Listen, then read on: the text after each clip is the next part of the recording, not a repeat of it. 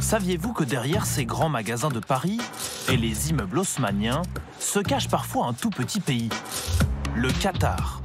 L'émirat a acheté des dizaines de biens en France grâce à ses revenus et avec la bienveillance du fisc français.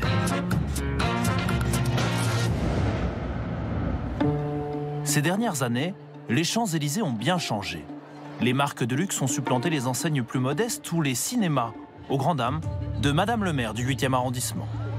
On va arriver devant l'ancien cinéma, le Normandie, qui malheureusement a fermé. Le Normandie, ici, c'était accroché là. En grand. En grand. Ce cinéma historique, quasi centenaire, n'a pas eu d'autre choix que de tirer le rideau. Sa fréquentation baissait tandis que les loyers, eux, devenaient intenables. C'est combien le loyer là environ? Le loyer pour un commerce, c'est entre 15 000 et 17 000 euros le mètre carré à l'année. Et malheureusement, voilà, donc comme les propriétaires ne négocient pas ou ne souhaitent pas négocier, on s'est retrouvé avec beaucoup de lieux de culture qui sont partis, qui ont disparu. À cette adresse, le propriétaire est une société détenue par un dignitaire du Qatar. Son Excellence, Ahmad Al Thani, l'ancien émir. Et cet immeuble n'est pas le seul bien de la famille royale. Nous avons remonté une myriade d'entreprises, en apparence aucune mention du Qatar, mais toutes sont détenues par des investisseurs du pays ou de la famille Al Thani, et leur patrimoine est des plus prestigieux. Par exemple, sur les Champs-Élysées et à proximité, le Qatar détient son ambassade et plus d'une dizaine d'immeubles entiers. Idem autour de la place Vendôme, où le Qatar possède plusieurs adresses avec pignon sur rue. Selon notre comptage, à Paris, l'émirat a 71 immeubles, 158 bâtiments dans toute la France. Sur la Côte d'Azur, ils ont même racheté des hôtels célèbres, le Carlton, le Martinez, et en construisent un tout nouveau au cœur de Paris, dans ce bâtiment vendu par l'État français pour 300 millions d'euros. Alors pourquoi une telle frénésie immobilière ? Ses représentants préfèrent le secret. Le vote politique interne n'est pas communiqué en fait sur tous ces sujets-là. Donc voilà, je respecte la politique du groupe. Vous prendrez les éléments en fait.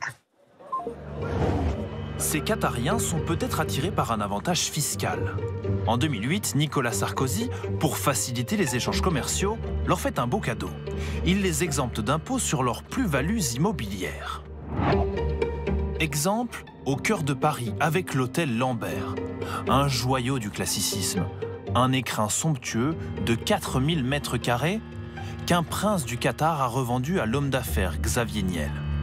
Plus-value estimée après gros travaux, 100 millions d'euros selon nos informations. En théorie, dans ces conditions, un Français devrait payer au moins 7 millions d'euros d'impôts sur cette plus-value. Pour un Qatarien, c'est zéro, il est exempté. Cet avantage a un coût pour les finances publiques, mais de combien ? Une source proche du dossier nous avoue que l'État n'a jamais fait d'estimation précise avant d'accorder cette ristourne fiscale.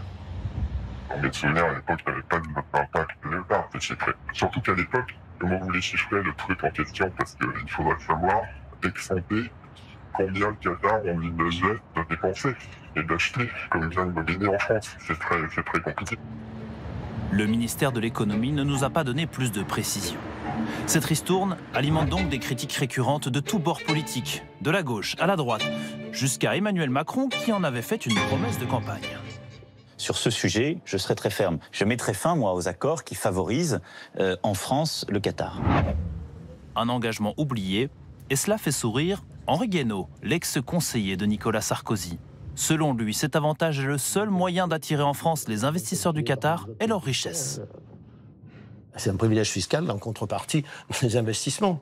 Voilà, c'est pas un privilège fiscal, c'est pas gratuit, c'est pas pour faire plaisir à l'émir du Qatar. On veut leurs capitaux, on veut leurs achats, leurs importations de produits français, d'armes françaises, et on veut pouvoir profiter de leur pouvoir d'achat pour leur vendre le maximum de choses. Mais ça, enfin, en soi, c'est quand même pas aberrant.